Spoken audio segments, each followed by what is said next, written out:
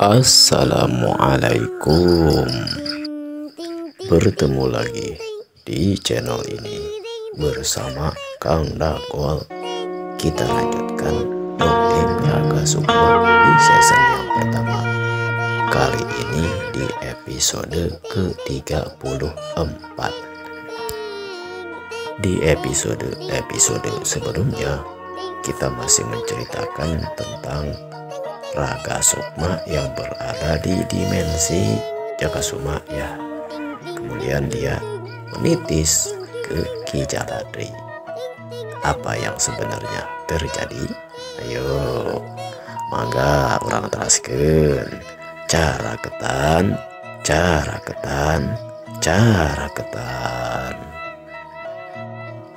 Oleh karena itu, kita harus lebih hati-hati dan waspada.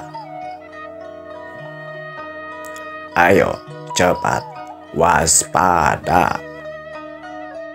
Mendengar kata-kata tersebut, seluruh anggota rampung kemudian merogoh ke celananya, bukan ke sakunya, tapi melalui masuknya celana ke dalam kaki. Langsung masuk ngodok ke celana dalamnya seperti mengambil sesuatu. Kemudian mereka langsung mengenakan sebuah gelang khusus. Melihat kelakuan seperti itu, Ki Jaladri agak terheran.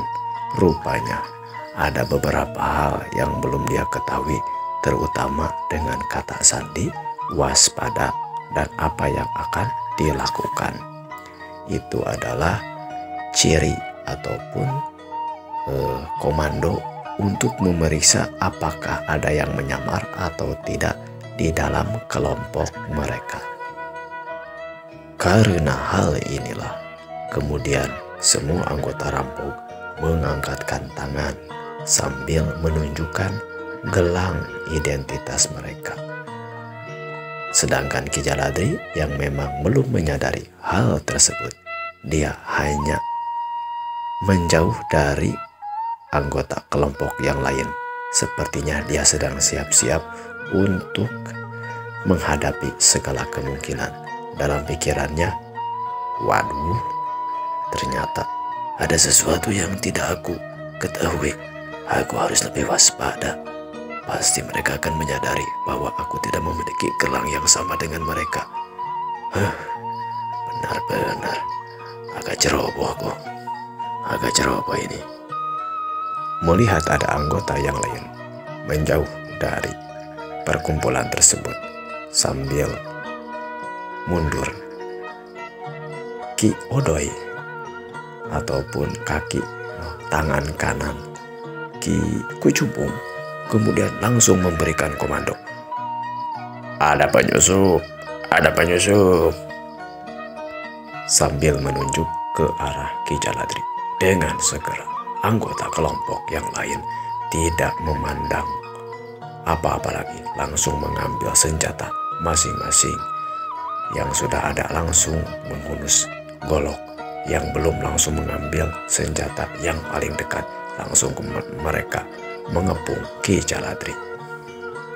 Terlihat dalam suasana ribut tersebut, Ki Kucubung yang memang sudah jelas dilihat oleh Ki Jaladri, dia menjauh diikuti oleh Ki Odoy dan juga Ki Kecing. Sedangkan anggota kelompok yang lainnya terus mendekat sambil melakukan gerakan-gerakan yang membahayakan, langsung memulai serangan kepada Ki Jaladri.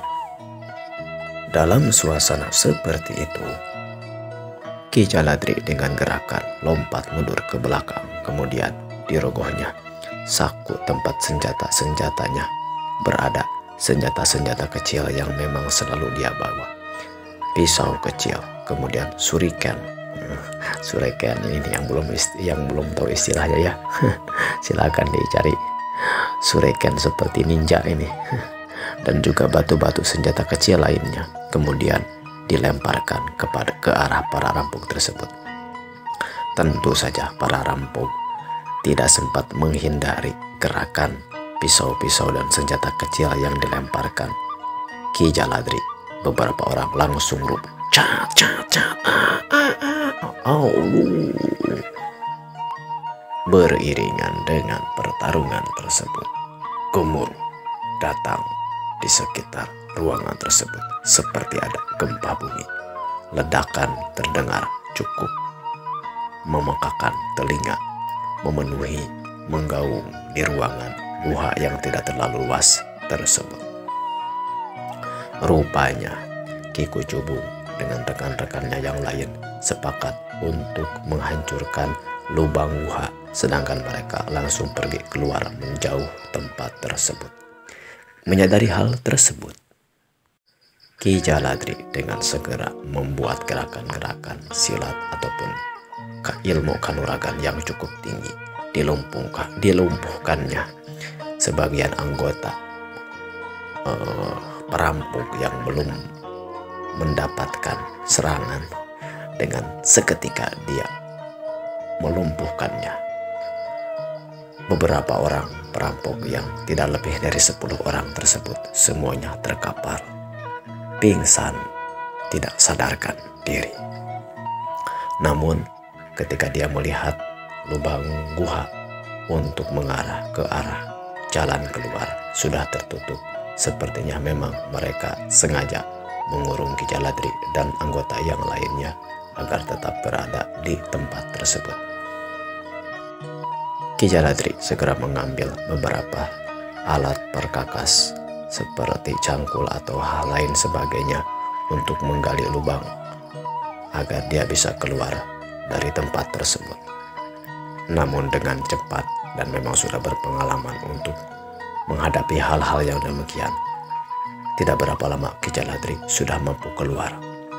Dilihatnya di kawasan tersebut sudah tidak ada orang, namun dari bekas-bekas jejak yang langkah Ki Jaladri yang memang sudah terlatih sebagai mata-mata ataupun telik sandi sudah bisa mengetahui jejak mana, arah mana yang dituju para atau rampok yang kabur ini. Dengan jam terbang dan pengalaman yang sangat tinggi, Ki Jaladri walaupun agak kesulitan, tapi dia sudah bisa menentukan arah mana ke arah larinya para rampok yang barusan kabur menjauhi tempat tersebut. Kemudian setelah dirasa pasti Ki Jaladri mengejar ke arah yang memang mencurigakan, sudah dilalui oleh para rampok pergi dari arah sana. Dalam hitungannya ada 3 bekas jejak kaki yang memang sepertinya berpencar antara satu yang lainnya.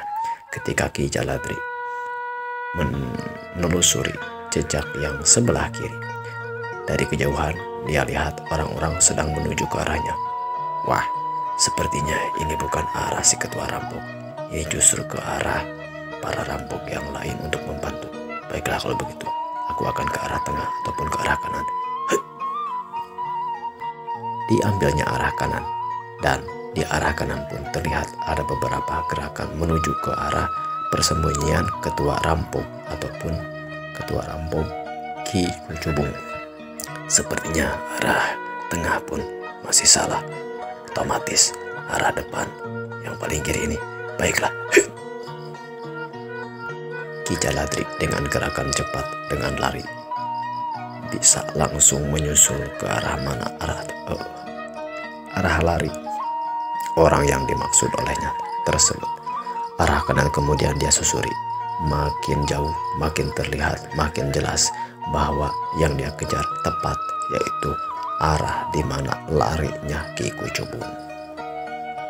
Memang dalam hal lari, Ki Kucubung sangat cepat sekali, mampu berlari lebih dari kawan-kawannya yang lain. Namun hal ini tidak menyulitkan Ki Jaladri karena dia lebih tinggi ilmu larinya daripada Ki Kucubung.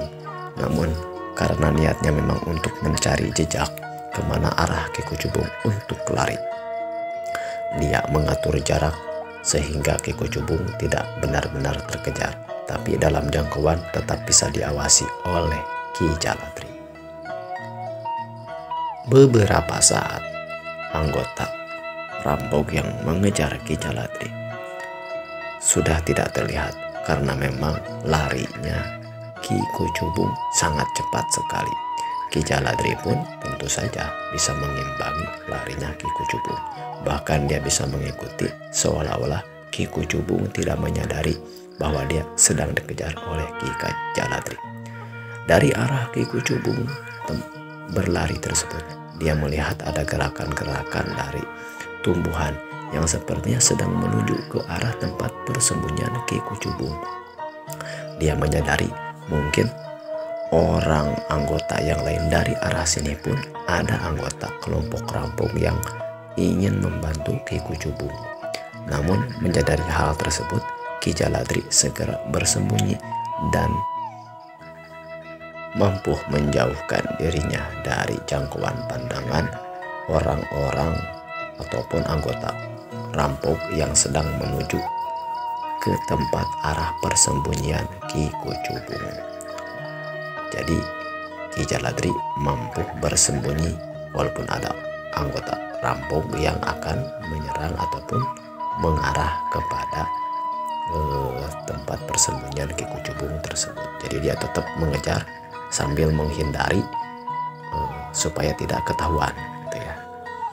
Kurang lebihnya seperti itulah. Beberapa saat berlalu, meskipun sedang melakukan pengejaran, Ki Jaladri tidak diketahui oleh anggota kelompok rampok yang lainnya. Bahkan Ki Kucubung pun tidak menyadari bahwa dirinya sedang dikejar oleh Ki Jaladri. Dalam pikiran Ki Kucubung, kalau saja ada yang mengejar, pasti anggota-anggota kelompok yang lainnya yang sedang menuju tempat persembunyiannya sudah pasti akan bertemu dengan sang pengejar. Entah apa yang dipikirkan oleh Ki Kucubung. Dia berlari begitu cepat dan lurus menuju suatu arah di mana ada tempat yang agak lurus, sepertinya menuju suatu telaga yang disebut Telaga Endit. Kemudian dengan tidak panjang pikir, sang Ki Kucubung langsung ngejeburkeun maneh, melompat ke dalam Telaga Endit. Beberapa saat tidak terlihat. Hal tersebut pun diketahui dan terus diawasi oleh Ki Jaladri, yang seketika itu dia langsung bersembunyi untuk bisa mengawasi tanpa bisa diketahui oleh mungkin saja ada orang yang berjaga di kawasan tersebut. Diceritakan Ki Kucubung langsung menyelam ke dalam dasar Telaga Endit tersebut. Rupanya di dasar telaga itu ada sebuah gua yang tempat berlindungnya pimpinannya yang tertinggi. Siapakah dia? Memang perlu diakui, Ki Kucubung pun memiliki ilmu kanuragan yang cukup tinggi. Selain itu, dia mampu menahan nafas yang begitu lama sampai ke dasar talaga ataupun danau, sampai dia menemukan mulut gua terdapat di salah satu tebing di dasar telaga tersebut. Kemudian dia segera masuk ke dalam gua. Benar saja, setelah dia memasuki, berenang dengan beberapa saat, kemudian dia keluar dari muka air. Terlihat lentera terdapat di gua tersebut. Kemudian dia berjalan menuju arah yang lainnya. Terdapat banyak sekali lubang. Dengan teliti dia memilih lubang mana yang memang ditempati oleh sang pemimpin. Kemudian dia memasuki satu lubang. Tapi, "Tunggu, siapa kamu? Berani-beraninya kamu masuk ke dalam tempat yang terlarang ini?" Lihat wajahku. Siapa aku? Oh, Ki Kucubung. Ya, ada pimpinan. Tentu ada. Mari. Baiklah, kalau begitu, aku ikut denganmu. Tapi, tunggu. Kata pimpinan kamu tunggu dulu di sini. Kata kamu tadi, aku bisa langsung segera menemui pimpinan. Tadi dia berpesan siapapun yang mau masuk jangan dulu, harus ditahan dulu. Saya akan menemui dulu pimpinan, kamu tunggu dulu di sini. Baiklah kalau begitu. Cepat ya, kembali lagi. Berikan laporan bahwa aku, Ki Kucubung, ingin bertemu dengan pimpinan. Baiklah, tunggu terus sebentar ya. Tidak berapa lama kemudian, orang yang baru saja menyapa Ki Kucubung segera kembali. Baiklah, kata pimpinan, kata ketua, kamu boleh masuk. Ayo ikut denganku. Baik kalau begitu, ayo. Kemudian dengan mengikuti orang tersebut, masuklah Ki Kucubung ke suatu ruangan. Ketika masuk, langsung orang tersebut menutup pintunya. Dia tidak ikut masuk ke dalam ruangan tersebut.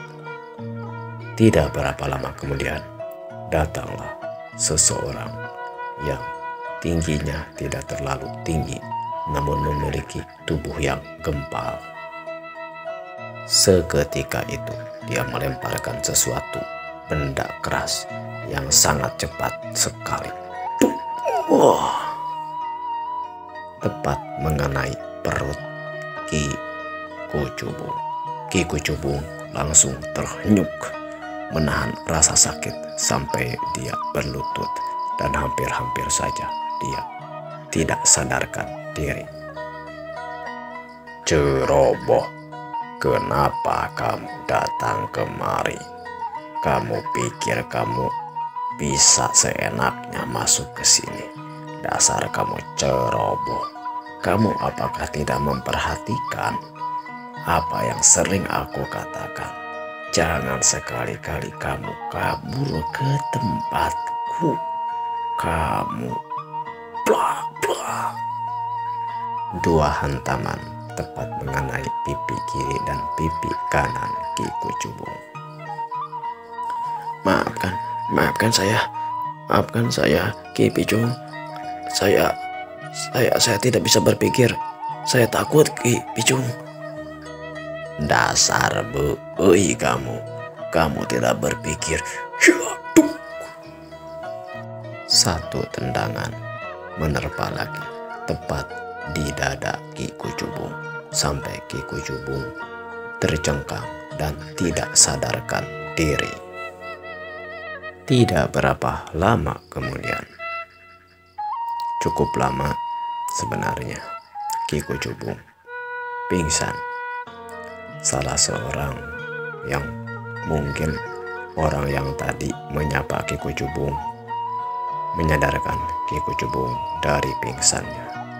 Kemudian dilihatnya lampu lentera bersinar menerangi ruangan tersebut.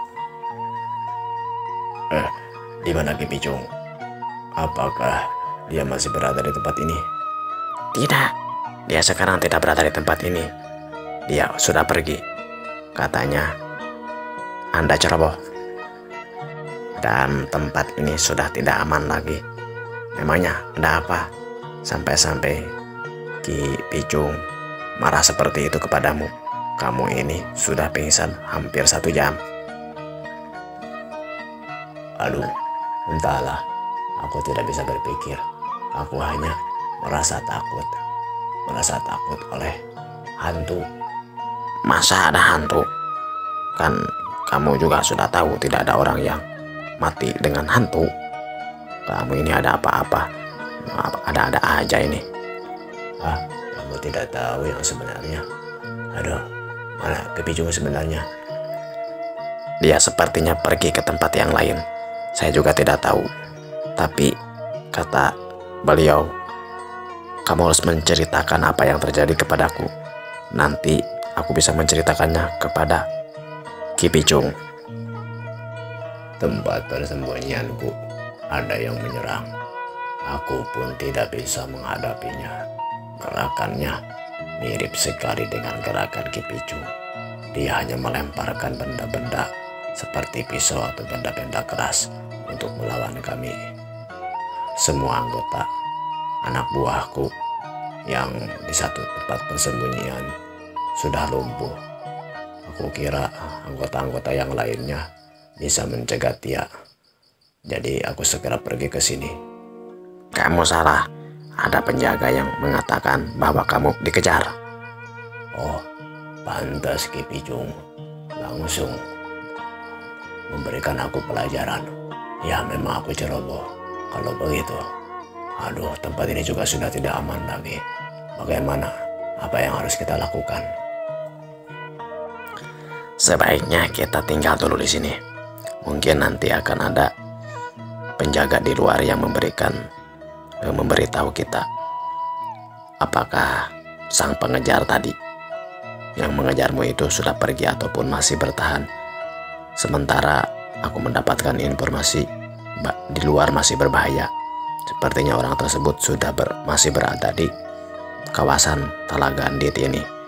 Dia masih menunggu sampai kamu keluar. Aduh, kalau begitu apa yang harus aku lakukan? Kita tinggal dulu saja di sini. Oh, baiklah kalau begitu. Sementara di permukaan, Ki Jaladri yang berada di satu pohon yang cukup rimbun. Kemudian dia terus mengawasi tempat tersebut untuk mengetahui apakah ada penjaga. Dalam penelitiannya ataupun penglihatannya, sepertinya memang tidak ada para penjaga. Padahal ada sekitar 3 atau 4 penjaga yang memang sudah mengetahui kehadiran Ki Kucubung. Namun para penjaga ini lebih teliti dan lebih waspada. Mereka tidak membuat gerakan-gerakan yang mencurigakan sehingga Ki Jaladri ataupun orang yang baru saja mengejar Ki Kucubung mengetahui keberadaan mereka. Maka tidak heranlah jika Ki Jaladri belum menyadari bahwa dia sebenarnya sekarang sedang diawasi. Namun, walaupun dia belum menyadari, dia tetap memiliki kewaspadaan dan sangat mengerti bahwa bisa saja ada orang yang memiliki ilmu yang lebih tinggi dan kewaspadaan yang lebih tinggi daripada dia. Sebab Ki Jaladri saat mengejar Ki Kucubung tidak agak ceroboh untuk tidak memperhitungkan hal-hal yang demikian. Oleh karena itu, Ki Jaladri hanya tinggal di pohon tersebut tanpa membuat gerakan-gerakan. Dia hanya mengawasi ke permukaan telaga tempat tadi Ki Kucubung lompat dan menyelam. Subuh itu, suasana cukup dingin. Gelapnya malam beralih berangsur-angsur dari temaram menjelang cahaya di ufuk timur. Fajar terus bergerak, menyingsing, menyinari tempat di kawasan Telaga Andit tersebut. Perlahan namun pasti, sinarnya matahari menyinari Buana Marcapada. Bumi disinari mentari pagi yang begitu cerah, indah. Setiap dedaunan memperlihatkan cahayanya.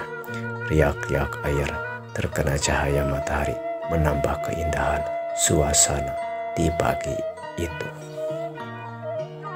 Menjelang suasana pagi lebih terang lagi sekitar waktu Hanet Moyan. Dalam bahasa Sunda ada istilah waktu Hanet Moyan. Kalau tidak salah itu waktu sekitar pukul 7 sampai pukul 8 ya. Riak air agak berbeda. Kemudian muncullah seseorang dari dasar Telaga Andit. Ki Kucubung keluar dari kolam tersebut. Kemudian dia berenang sampai ke pinggiran telaga. Di satu sisi telaga terdapatlah sebuah batu. Kemudian Ki Kucubung membuka bajunya, memerasnya sehingga airnya tidak terlalu basah. Kemudian sedikit dia menjemurnya di teriknya sinar mentari di pagi itu. Semua itu masih dalam pengawasan Ki Jaladri. Tidak berapa lama kemudian, dari suatu arah datanglah gerakan. Ki Jaladri langsung curinghak. Naon curinghak deh. Langsung terperangah, pandangannya langsung terfokus kepada gerakan tersebut. Kemudian tidak beberapa lama muncullah seseorang dengan gerakan yang cepat melompat mendekati Ki Kucubung. Tanpa berkata-kata, orang tersebut kemudian mengajak Ki Kucubung dengan isyarat, seperti menyuruh dia untuk mengikuti orang tersebut. Setelah itu, Ki Kucubung mengikuti orang tersebut ke arah lain dari telaga menuju pentasen telaga atau seberang telaga dengan lompatan yang sangat cepat sekali, sampai-sampai terlihat mereka berdua berlari melayang di atas air. Keadaan seperti itu dilihat oleh Ki Jaladri. Kemudian mereka berdua masuk ke dalam hutan di sebelah seberang telaga. Ki Jaladri yang menyadari bahwa sepertinya pada saat ini dia memang sedang diawasi oleh orang lain. Kemudian Ki Jaladri dengan terang-terangan melompat ke arah tadi Ki Kucubung berada di satu batu di pinggir telaga yang tadi tempat Ki Kucubung menjemurkan pakaiannya. Beberapa saat Ki Jaladri memandang ke sekitaran tempat tersebut, menunggu-nunggu kalau saja ada seseorang yang datang untuk menemuinya. Namun semua itu tidak sampai seperti yang dia pikirkan. Ki Jaladri yang masih dalam penyamarannya kemudian membuka semua penyamarannya. Dia mencuci mukanya, membuka kumis dan juga jambang buatan supaya tadi mirip dengan anggota kelompok Ki Kucubung, anggota rampok. Semuanya itu dibukanya. Bahkan pakaiannya pun yang dirangkap dengan pakaian aslinya dibuka. Terlihatlah. Begitulah yang dilakukan Ki Jaladri, bermaksud memperlihatkan mukanya kalau saja ada seseorang di kawasan tersebut yang mengenalinya. Tidaklah beberapa lama kemudian, tidak disangka-sangka dari suatu arah terperangah ataupun disadari ada sesuatu yang terlempar cepat dan juga kuat menuju arah Ki Jaladri. Sedikit gerakan namun sangat berarti menghindari benda tersebut. Sebilah pisau menancap di sebuah batu yang begitu keras, mampu ditembus oleh pisau tersebut. Ki Jaladri sedikit tersenyum melihat kejadian itu.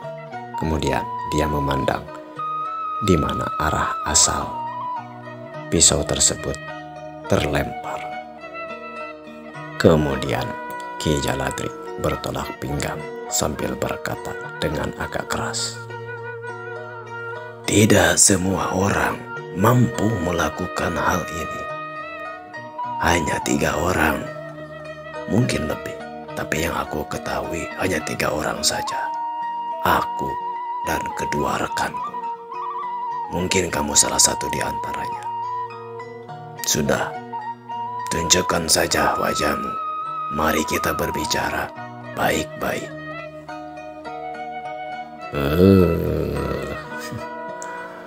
Waktunya para wargi sudah habis.